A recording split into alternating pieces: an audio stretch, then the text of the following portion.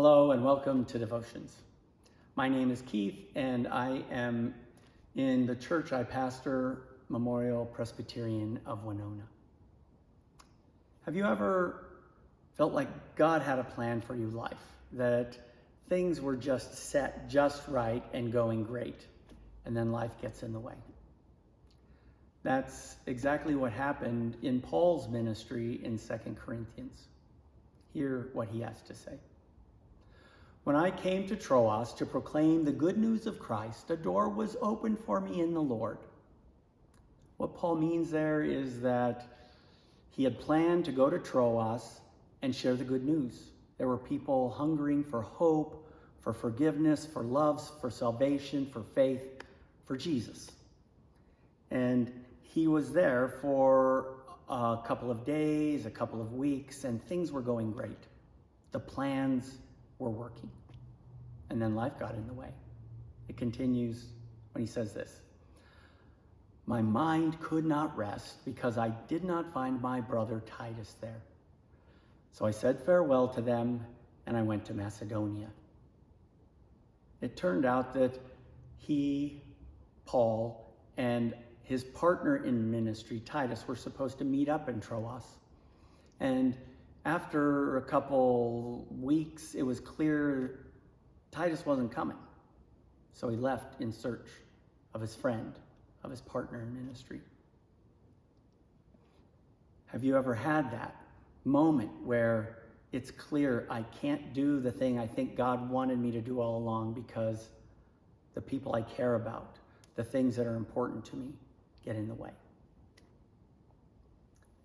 I met a guy named Jim while camping a handful of years back. And he got all excited when I told him I was a minister. He told me that he had lined up to go to seminary himself, and with 4 weeks to go before he went to seminary, his dad called and said, "Your brother needs you. He's going to be coming out of rehab in a couple of weeks. Could you be there for him?" Jim's dad and brother didn't have a very good relationship, and there was really nobody else in the family nearby. So Jim decided, yeah, I can be here. I can spend 2-3 weeks before I go. But once his brother was there in his house, he realized he couldn't just leave. After 2 years, there were a lot of ups and downs. His brother still lived with him. His brother had a job. But there were times where his brother fell off the wagon. There were times where he wasn't even invited in the house because Jim had some pretty important rules that had to be followed to be welcome. Said, "I will always love you. You will always be welcome as long as you follow the rules." His brother went into rehab.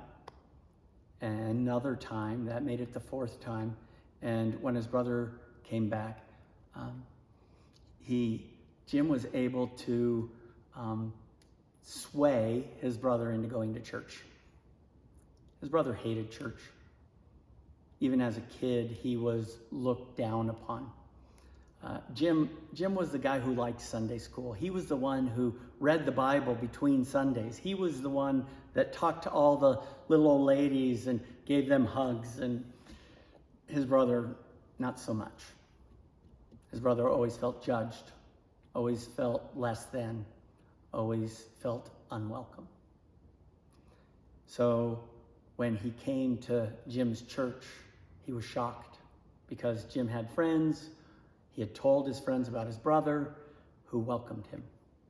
And after about a couple of months, some of those little gray-haired ladies started calling him multiple times a week, asking how his day was going, asking what kind of prayer support he needed, offering scripture, telling him he's always loved and forgiven. By the time that Jim felt like his brother was in stable condition and didn't need him anymore, he decided seminary isn't where he was meant to be after all, but staying in the church that he had been a member of for many years. And he had invited an NA group to come and an AA group to come, And there were new folks starting to come in the church that had been unwelcome in other churches. He believed that that was his ministry. There were a couple of gay couples, a lesbian couple that felt invited and welcomed, and one of the gay couples ran a Bible study. It's amazing how God gives us a plan that seems so clear-cut and meant to be the one we are to take, only to find out that life gets in the way.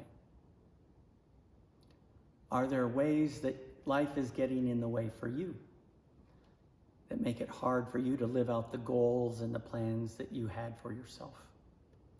Maybe God is asking you to change direction. What is God saying to you? And how will God call you into ministry that might be new and surprising? Have a blessed day.